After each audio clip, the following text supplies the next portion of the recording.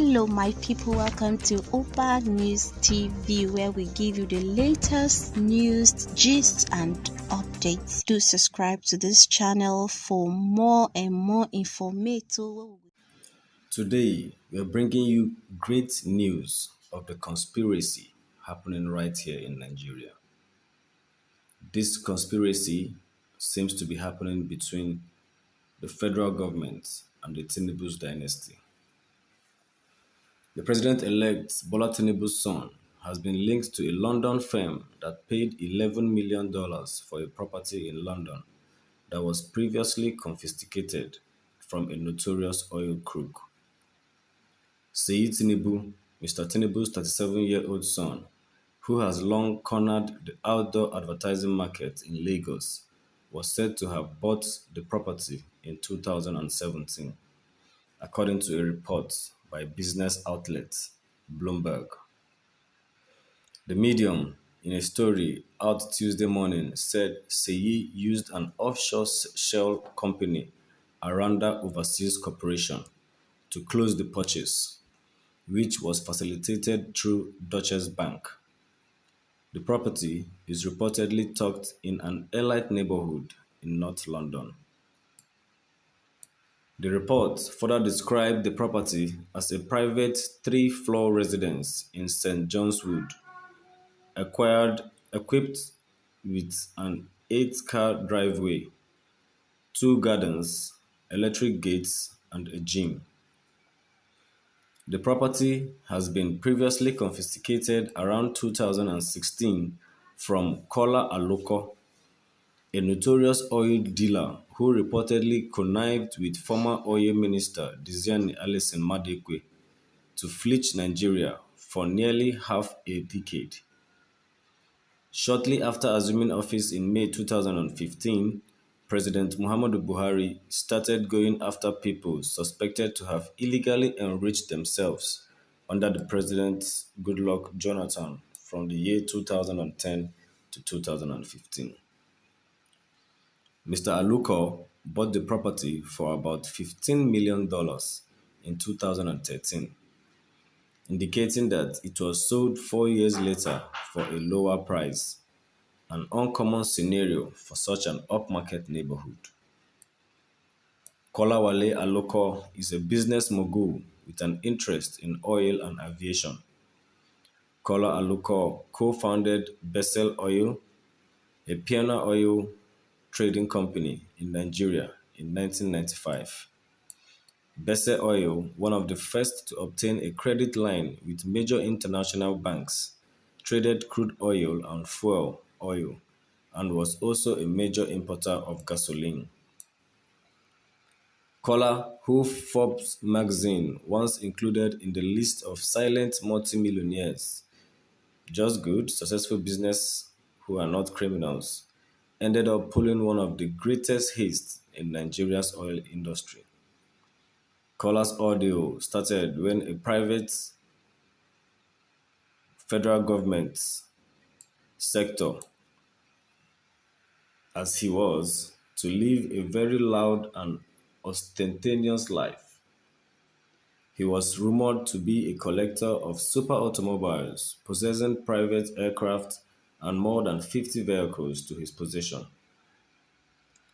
His spending was thought to grossly exceed his recognized net worth and genuine income. In 2013, Beyoncé celebrated her 32nd birthday on Aluko's $82 million 65-meter Galactica Star yacht. The yacht was reportedly the newest and largest Hessian yacht ever built. He at the time was rumored to be in a romantic relationship with supermodel Naomi Campbell.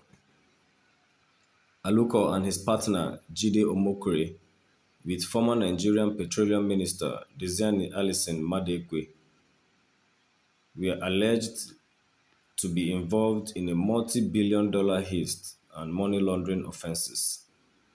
In 2011, the trio were accused of being involved in a shady deal where 4 oil mining leases were allegedly granted under Alison's influence to a company owned by the businessman.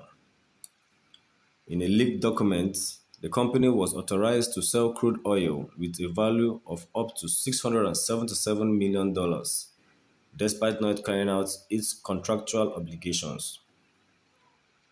In December 2012, the businessman later secured contracts for four more oil mining leases. Again, despite not fulfilling and keeping its pledges, the firm acquired millions of barrels of oil, which it sold for more than $800 million. In a total, the merchants sold crude oil for close to $1.5 billion. One day after Aloko met with Nigerian officials to discuss the initial oil contract, he allegedly bought Alice Madekwe a £3.75 million property in London. It was also reported that on behalf of Alice Madueke, Aloko wired $461,500 and $262,000 to two furniture stores in Houston over the course of a single day transaction in May 2012. That's such a huge amount of money we're talking about here. Bloomberg said it could not indicate immediately or find indications that Mr. Tinubu, 71 years old, was involved in the purchase, but the affair could nonetheless strengthen critics' arguments that Mr. Tinubu was transferring stolen assets he seized from cronies of his predecessor to his own cronies.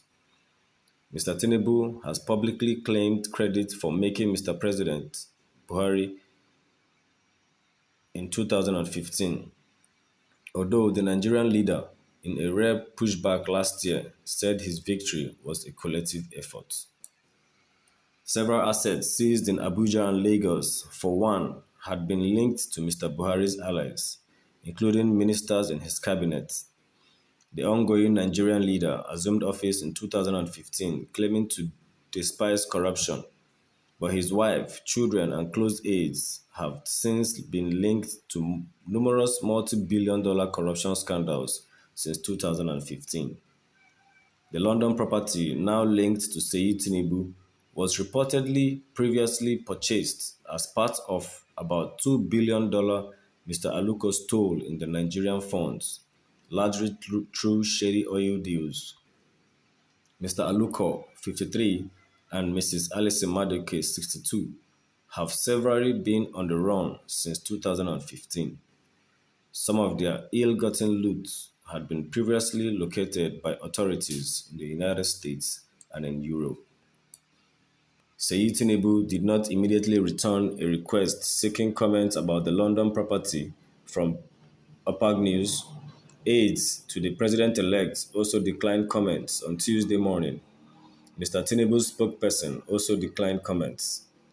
Long before he was declared winner of Nigeria's presidential election in February, Mr. Tinubu was dogged by evidence of public corruption, drug dealing, and money laundering.